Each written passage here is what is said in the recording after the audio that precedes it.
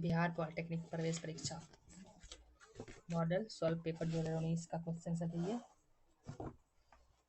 खंड वन में भौतिक विज्ञान। सबसे पहला क्वेश्चन है, चंद्रमा के धरातल से देखने पर आकाश का रंग कैसा दिखाई देता है? तो चंद्रमा के धरातल से देखने पर आकाश का रंग काला दिखाई देता है। कैसा दिखाई देता है? काला दिखाई देता है। काला दिखाई देता है। 15 सेंटीमीटर फोकस दूरी वाले अवतल दर्पण से 20 सेंटीमीटर की दूरी पर 5 सेंटीमीटर की लंबाई वाली एक वस्तु रखी है। प्रतिबिंब की प्रकृति क्या है? वास्तविक, उल्टा, बड़ा। दूसरा, वास्तविक, सीधा, छोटा। तीसरा, आभासी, उल्टा, छोटा।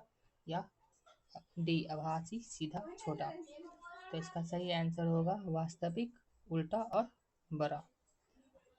तीसरा क्वेश्चन है, ओम के नियम के अनुसार V=IR तब कब होता है?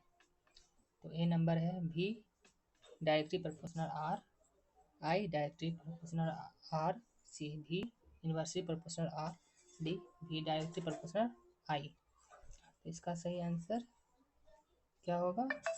V directly proportional I। चौथा क्वेश्चन है, दो लेंस है, एक 20 सेंटीमीटर की फोकस दूरी पर रखा है, दूसरा 25 सेंटीमीटर की फोकस दूरी पर अवतल में रखा है। इस संयोजन की फोकस दूरी कितनी होगी?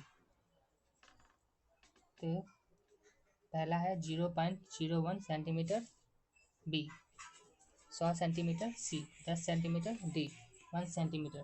तो इसका सही आंसर होगा 100 सेंटीमीटर। 5वां क्वेश्चन है, एक विद्युत परिपथ में विद्युत धारा को नियंत्रित करने के लिए प्रयोग किया गया यंत्र कौन सा है? पहला प्रेस यंत्र, दूसरा वोल्टमीटर, तीसरा धारा नियंत्रक, चौथा गैल्वेनोमीटर। तो इसका सही आंसर है धारा नियंत्रक। नंबर 6, एक व्यक्ति समाचार पत्र को सहजता से पढ़ने के लिए आंखों से दूर रखकर पढ़ता है, उसे डैश है। पहला मोतियाबिंद, दूसरा जरा दूरदृष्टि दोष, तीसरा दूरदृष्टि दोष, चौथा निकट दृष्टि दोष। तो इसका सही आंसर है सी, दूरदृष्टि दोष। क्वेश्चन नंबर 7, 200 वोल्ट की लाइन से जुड़े 5 एम्पीयर विद्युत धारा को वहन करने के लिए 400 ओम के कितने प्रतिरोधक की आवश्यकता होगी? तो पहला है 20, दूसरा है 5, तीसरा है 1, चौथा है 10। इसका सही आंसर होगा 10। अब हम आते हैं क्वेश्चन नंबर 8 पर। एक विद्युत हीटर को 1 किलोवाट दर्शाया गया है, प्रति घंटा उत्पादित ऊष्मा क्या होगी? पहला 1000 जूल मतलब 1000 जूल, दूसरा 3600 जूल, तीसरा 3600 गुणे 10 पे पावर 3 जूल, चौथा 60 जूल। इसका सही आंसर होगा 3600 गुणे 10 पे पावर 3 मतलब 10 पे पावर क्यू जूल। अब हम आते हैं 9वां क्वेश्चन की ओर। एक अवतल द्वारा एक वस्तु का आभासी प्रतिबिंब प्राप्त करने के लिए वस्तु को डैश पर होनी चाहिए। पहला वक्रता केंद्र पर, दूसरा वक्रता केंद्र और फोकस के बीच, सी मुख्य फोकस पर, डी मुख्य फोकस और ध्रुव के बीच। तो इसका सही आंसर होगा मुख्य फोकस और ध्रुव के बीच। अब हम आते हैं क्वेश्चन नंबर 10 की ओर। मानव नेत्र में प्रवेश करने वाली प्रकाश की मात्रा डैश द्वारा नियंत्रित होती है। पहला परितारिका, दूसरा श्वेत पटेल, तीसरा दृष्टि पटेल, चौथा आंखों की पुतली। तो इसका सही आंसर होगा परितरिका। इसका सही आंसर क्या होगा? परितरिका। अब हम आते हैं क्वेश्चन नंबर 11 की ओर।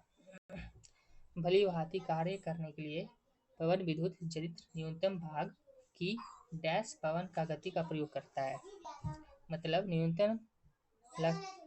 न्यूनतम डैश की पवन गति का प्रयोग करता है।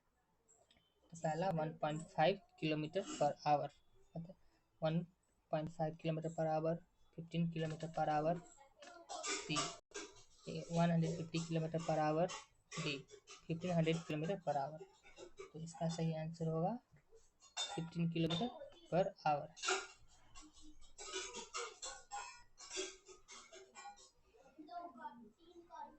अब आएंगे क्वेश्चन नंबर 13 की ओर। यदि आवर्धन इक्वल टू प्लस 1.5 है तो वस्तु का आकार कैसा होगा?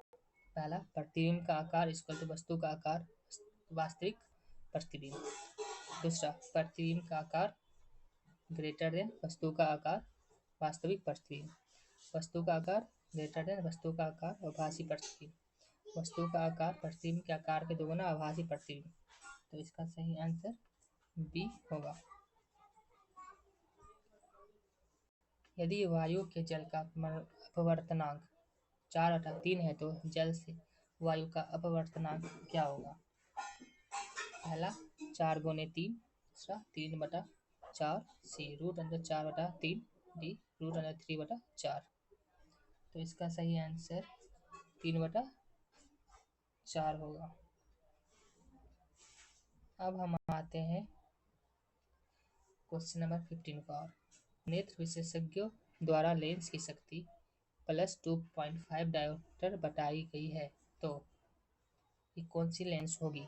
ए एफ 2.5 सेंटीमीटर उत्तर लेंस, बी एफ 40 सेंटीमीटर अवतल lens, C F equal to 40 centimetre उत्तर lens, D F equal to 2.5 centimetre अवतल लेंस।